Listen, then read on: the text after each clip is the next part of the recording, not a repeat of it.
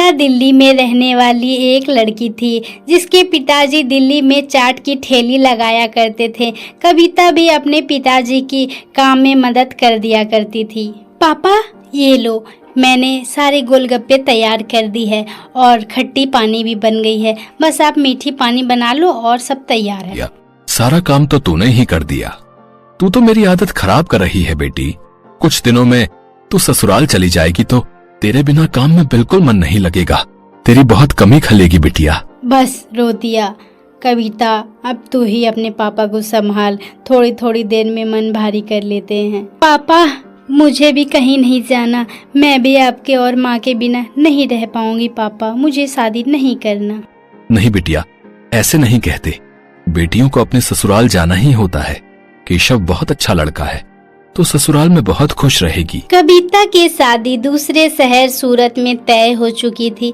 कविता अपने माता पिता से दूर दूसरे शहर जाती, इसलिए कविता उदास रहती। कविता का छोटा भाई अभी पढ़ाई कर रहा था।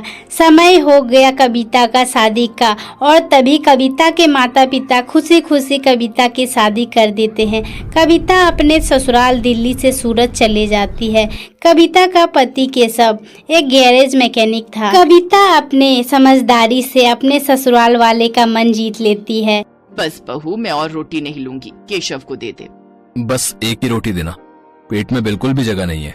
इतना स्वादिष्ट खाना बनाया है बहू कि मैं एक रोटी भूख से बढ़कर खा गई। कहाँ माँ जी, मेरे हाथ का तो दोने वाले का एक रोटी होती है छोटी छोटी।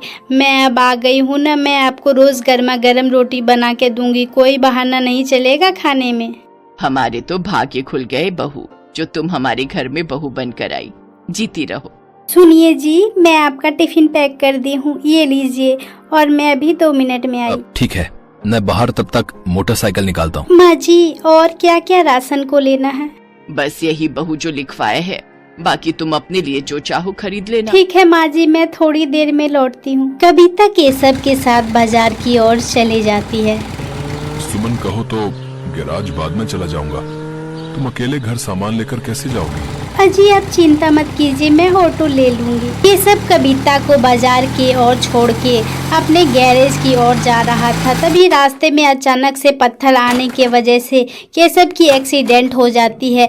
कुछ दूर की ओर कविता गई ही थी। जैसे कविता सुनती है कि केशव का एक्सीडेंट हो गया है, वो दौड़े चले आती है केशव के पास। हे भगवान, ये क्या हो गया? भाई साहब थोड़ी मदद कीजिए। चिंता मत करो बहन जी, सब ठीक हो जाएगा। कविता का बात सुन के सभी लोग कविता की मदद करते हैं और केशव को अस्पताल पहुंचा देते हैं। कुछ समय बाद अस्पताल में केशव को होश आती है। तभी केशव देखता है कि उसका एक फ्रैक्चर हो गया था पैर, और तभी दूसरे दिन केशव अपनी माँ से बोलता है, माँ मैं ठीक हूँ, बस पैर की हड्डी में ही तो फ्रैक्चर है, कुछ महीनों में मैं ठीक हो जाऊंगा, चिंता मत करो।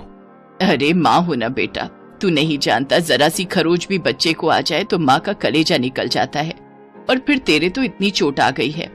अब तो कुछ दिन के लिए गैराज भी नहीं जा सकता। आपको जाना भी नहीं है कहीं, मैं कोई काम खोजूंगी। डॉक्टर 6 महीने के लिए आराम को बोला है, घर में कोई पैसे की किल्लत नहीं आएगी। कविता के माता पिता भी दिल्ली से आ जाते हैं। कविता ने फोन पे बताई थी कि केशव की एक्सीडेंट हो गई है।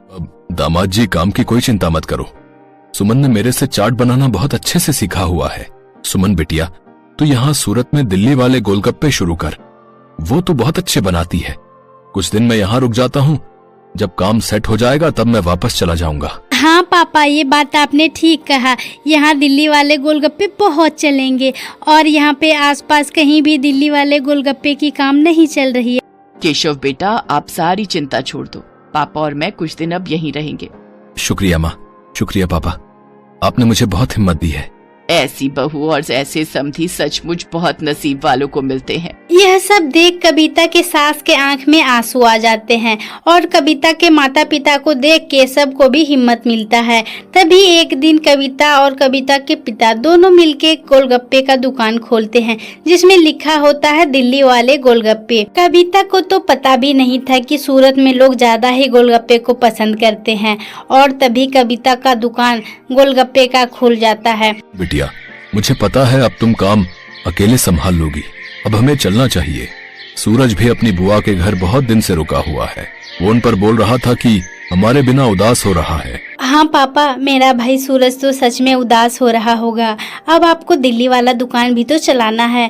मैं यहाँ अकेले संभाल लूंगी, आप मेरी चिंता बिल्कुल ना करें और घर जाएं। कविता के माता पिता वापस चले जाते हैं दिल्ली और कविता अकेली गोलगप्पे की ठेली लगाती थी।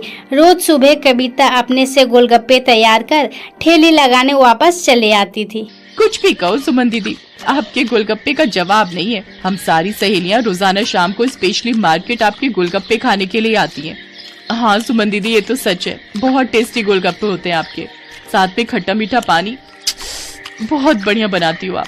बस आप सब ग्राहक मेरी तारीफ कर देते हो तो मुझे काम करने में और प्रेरणा मिलती है। ये लो और 2 गोलगप्पे खाओ। कविता शाम को बाजार में अपने गोलगप्पे की ठेली लगाया करती थी। धीरे धीरे कविता का गोलगप्पे पूरे सूरत में फेमस हो गया। कविता का हाथ बटाने कविता की सास भी आ जाया करती थी। धीरे धीरे कविता को शादी से ऑर्डर आने लगे गोलगप्पे के। कविता शादी में जाती थी अपनी सास को भी लेके, लेकिन वहाँ नाम रखती थी दिल्ली वाले गोलगप्पे, और ऐसे ही कर पूरा दिल्ली वाले गोलगप्पे कर फेमस हो जाता है गोलगप्पे। फिर एक दिन कविता अपने सास और अपने पति से बोलती है, अजी सुनिए, लगता है आपका तबीयत भी ठीक हो गया है। आप गैरेज की दुकान बंद कर दीजिए और मेरे पास अच्छे खासे पैसे हो गए हैं। आप एक गोलगप्पे की ही अच्छी सी दुकान खोल लीजिए। तुमने तो मेरी पूरी जिंदगी बदल दी। कहते हैं एक आदमी की सफलता में एक औरत का हाथ होता है, और तुमने तो मेरा बहुत साथ दिया है। तुम जैसा चाहती हो हम वैसा ही करेंगे। जीते रहो मेरे बच्चों। कविता के मेहनत से सारी चीजें ठीक होने लगी और कविता अपने पति के साथ एक दुकान खोल लेती है। कविता कारीगर भी रखी थी जिससे कि उसके काम में हाथ बटाए। इसीलिए कहा जाता है कहते हैं परिस्थितियां तो जीवन में आती जाती रहती है, परिस्थितियों से डर के नहीं बल्कि परिस्थितियों का मुकाबला करके जीवन को सरल बनाया जा सकता है। जो व्यक्ति संघर्ष से लड़ता है वही ऊंचे मुकाम प्राप्त करता है। वीडियो अच्छी लगी तो चैनल को लाइक करके सब्सक्राइब कर लीजिए प्लीज।